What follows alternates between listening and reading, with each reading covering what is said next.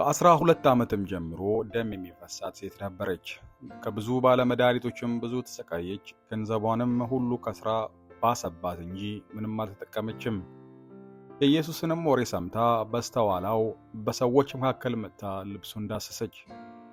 ልብሱን ብቻ የዳሰሱ እንደሆነ እድናለሁ ብላለችና። ወዲያውም የደሟ ምንጭ ደረቀ፣ ከስቃዩም እንደዳነች በሰውነቷ አወቀች። ወዲያውም ኢየሱስ ከእርሱ ኃይል እንደወጣ በገዛ ራሱ አውቆ በሕዝቡ መካከል ዘወር ብሎ ልብሴን የዳሰሰ ማን ነው አለ። ደቀ መዛሙርቱም ሕዝቡ ሲያጋፋ እያየ ማን ዳሰሰኝ ትላለህን አሉት። ይህንም ያደረገችውን ለማየት ዘወር ብሎ ይመለከት ነበር። ሴቲቱ ግን የተደረገላትን ስላወቀች እየፈራች እየተንቀጠቀጠችም መጥታ በፊቱ ተደፋች፣ እውነቱንም ሁሉ ነገረችው። እርሱም ልጄ ሆይ እምነትሽ አድኖሻል፣ በሰላም ሂጂ፣ ከስቃይሽም ተፈወሽ አላት። የዚህችን ሴት ታሪክ ስትሰሙ ወዲያው ወደ አእምሯችሁ የሚመጣው ምንድን ነው? ከዚህ ታሪክ ውስጥ ጎላ ብሎ የሚታየው የትኛው ነው? ከስር በኮመንት አሳውቁን። ይህን ታሪክ ማቴዎስና ሉቃስም ከራሳቸው እይታ በወንጌል ላይ ጽፈውታል። እዚህ ታሪክ ላይ የምናየው በምን ምክንያት እንደሆነ ባናውቅም ይህች ሴት ለ12 ዓመት ደም ሲፈሳት ነበር። ብዙዎች ምክንያቱ ምን ሊሆን እንደሚችል የራሳቸውን መላምት ያቀርባሉ። የምናውቀው ዶክተሮችም ባዩዋት መጠን ችግሯ እየባሰ እንጂ ምንም የሚሻላት ነገር አልነበረም። ይህም አካላዊ ስብራት ብቻ ሳይሆን ስሜታዊ፣ አእምሮአዊም ስብራት ነበረባት። ያላትን ገንዘብ አመጣ ታክማም ምንም አይነት መፍትሄ አላገኘች።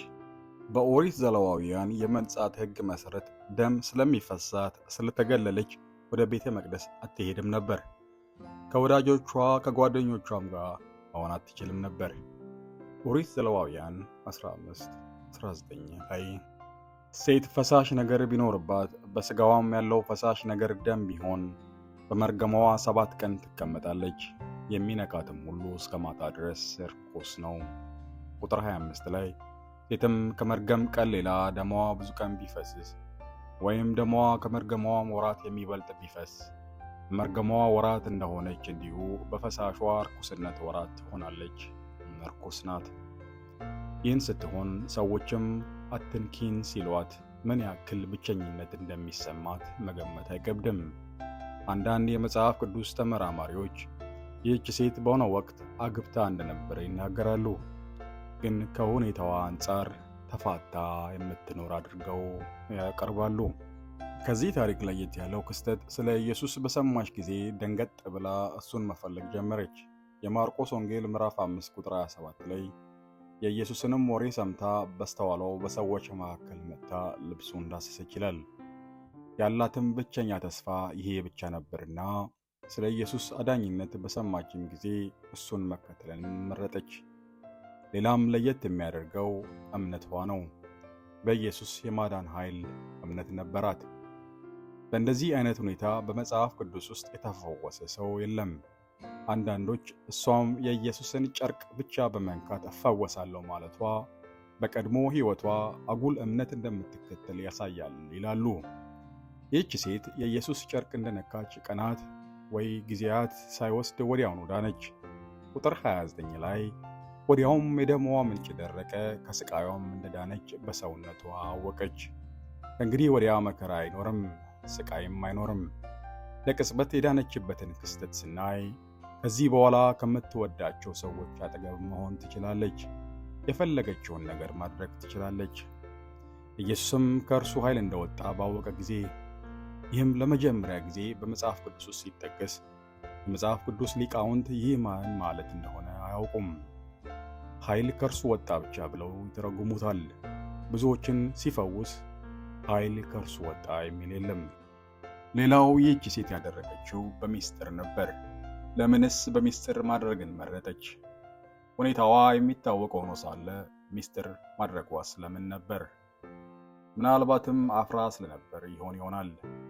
ብታስበውም ክርስቶስም ሊነካት አይፈለግ ይሆናል ብላ፣ ምናልባትም በዚሁ ብቁ እንዳልሆነች ተሰምቷት ይሆናል። ዋናው ነገር ግን በድፍረት አደረገችው። ያላትም ይህ የመጨረሻው ተስፋዋ ስለነበር ያሰበችውን አደረገች። ኢየሱስ ግን ማን ነው ልብሴ ዳሰሰ አለ።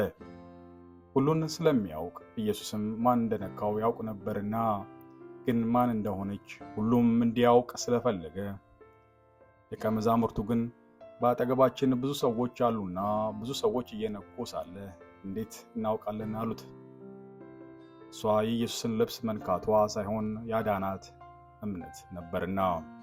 ኢየሱስም ልጄ ሆይ እምነትሽ አድኖሻል፣ በሰላም ሂጂ፣ ከስቃይሽም ተፈወሽ አላት። እሷም ተያዝኩ፣ እሱም አወቀ። እሷም ፈሪና ተንቀጥቅጣ ስለነበር በዚህ ሕዝብ ሁሉ ምን እንደምትፈልግ ግራ ተጋብታ ነበርና፣ እነሆም በፊቱ ተደፋች፣ ሁሉም እውነት ነገረችው። 12 ዓመትም እንደሚፈሳትና ያንን ለኢየሱስ ነገረችው። እግዚአብሔር አንዳንዴ በሕይወታችን ያደረገልንን በአደባባይ እንድንመሰክር ይጠይቀናል። ብዙም ጥቂትም አንድም ሰው አለበት። እንደዚህስ የሚጠይቀው ለምንድን ነው?